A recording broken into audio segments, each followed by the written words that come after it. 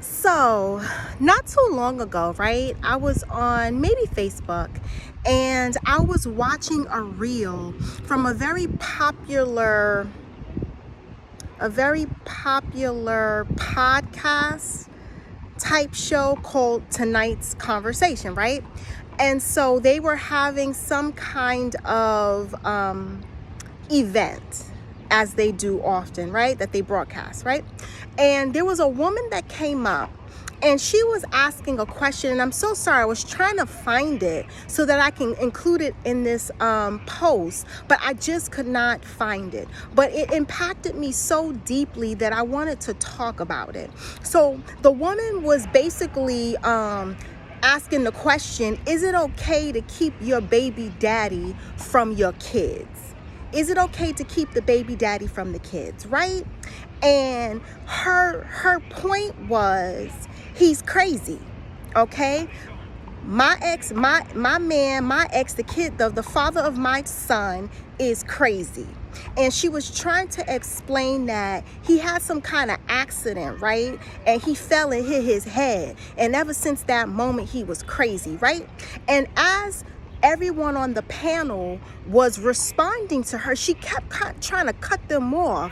She was getting real aggressive. And they kept telling her, chill out, we're trying to respond to you. But she just kept interrupting and she kept trying to validate. So she went up there to ask a question. And yet every time she got a response, she kept trying to validate why she thought she had a right to keep the father away from the child. And so it's my understanding that, oh, you really wasn't coming up there for guidance or wisdom. You wanted somebody to validate you. You wanted to hear what you wanted to hear. You wanted somebody to say, yeah, you're right. So you can continue to do what you really wanted to do, which was keep him from the son. Now, I wanted to say two things about this, okay? The first thing I want to say is, and I'm speaking on it because I've been in a similar situation where I had to make a decision on whether or not I felt like I needed to make a decision whether or not my children should speak to their father. Now, let me give you two perspectives on this, okay? The first perspective is this. A crazy man is just as dangerous as a bitter, resentful, hateful mother. Let me tell you something. The way that woman was acting, you could clearly see she was full of hostility. She was full of bitterness. She was full of anger. Raising a child with a bitter, hostile, angry heart is just as bad as a crazy father. Because understand this, the heart that you have that is cold toward that man you used to be to is the same heart to which that love that you want to pour out onto that child flows. That heart, that bitter anger, resentment that you have in your heart is the same heart to which will flow the love that you want to flow towards your child. That love has to come through all that bitterness, anger, resentment, hatefulness. It comes from the same heart. Understand, miss, okay? If you are angry and hateful toward that child's father, you are directly going to impact the life, the heart, the life of that child, period. You're no better than a crazy father. Okay, so you need to make sure that you are doing the work to heal. You're doing the work to heal from that relationship. You're doing work to heal from the resentment. You're doing work to heal from the frustration. You're doing work to heal from the disappointment of that man not being what you thought or hoped he would be. Okay, that's the first perspective. Now, the second perspective. Pulling a father away from their child or children is not a decision you should take lightly. It's not a light decision, okay? If you believe that your children are in imminent danger, if they are in imminent danger, okay, if their lives are in danger, their minds are in danger, their hearts are in danger, if they are in real danger, by all means, I do believe that you should protect your children. And if protecting your children means that that man cannot be in their life until he gets the help that he needs, by all means, I think that is a legitimate decision. However, if you're a believer, I think that a decision like this should be met with much prayer. It should be met with a lot of prayer, okay? There were times where, and I typically don't talk about this aspect of my life so openly, but I really think that it's worth me mentioning. I came to a place where I had to make a decision on how I was going to move with my ex-husband. I had to make a decision. Either I'm going to let him talk to his kids or I'm not. I've had moments where I've blocked him, but I never blocked him for very long. And this was years ago, okay?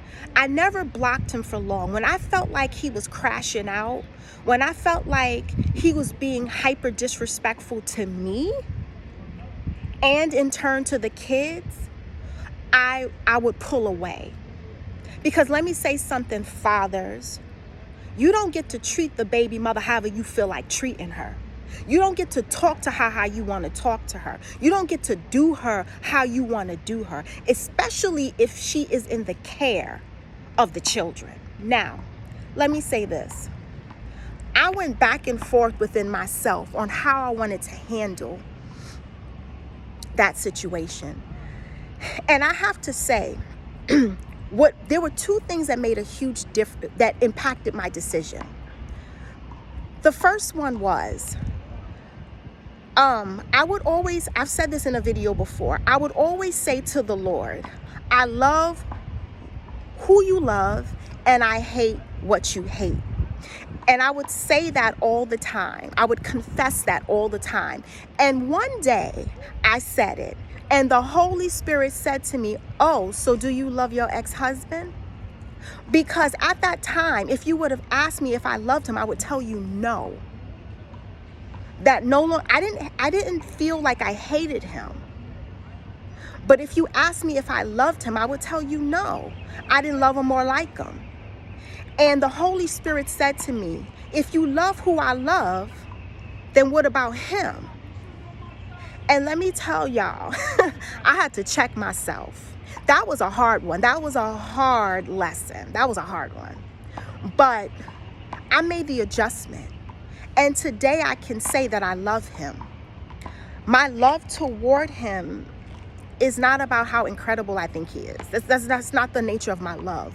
The love that I have for him drives me to commit him in prayer. I pray for him regularly. I've made a commitment to commit to prayer for him, because there may not be anybody praying for him. And I've made a decision that he is the father of my two children. I am going to pray for him. That is my commitment. And you can't say you hate somebody and dislike them and then think that you're going to have an effective prayer life. Y'all, it don't work like that. So that's the first thing that impacted me deeply on my decision to make sure that my kids always speak to their father. There's another thing that happened, and I got to give credit to my youngest brother.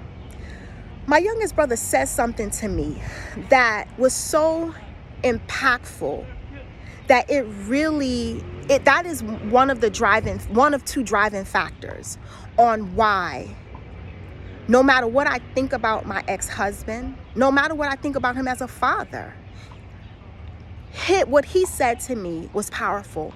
He said, you know, you and the kids might be the only consistent thing in his life. That there might be things that are coming and going rapidly in his life. He might be unstable in every way in his life. But the fact that he can call you and those kids at night may mean something. And when he said that, it spoke to my heart as a human being, as a parent. And though there are things that I don't like, there are things that I see that are not right, there are things that I feel, I perceive that need to be corrected, I made a decision that I will not keep my ex-husband away from his children. That my kids will never be able to say that my mother kept me from my father. They'll never be able to say that. They'll never be able to say it. Because I've made a decision that in spite of what I think, in spite of what I feel, in spite of what I see, as long as God continues to give me the okay, I will make sure that they talk to their father regularly, even if it is on FaceTime for a few minutes every night, even if it's every day for 3 minutes, okay? I'm still going to allow it to happen. Why? Because that's their father. That's their father, and I just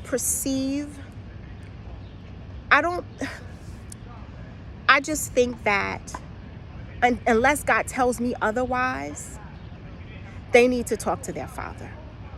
So I just wanted to give that perspective, that don't make decisions about pulling your kids away, your kid or kids away from their father lightly. That's not a light decision. That's not a light decision, and that's not a decision that should be made in anger. You need to exercise some wisdom and really think about that. Okay, so that's all I wanted to say, guys.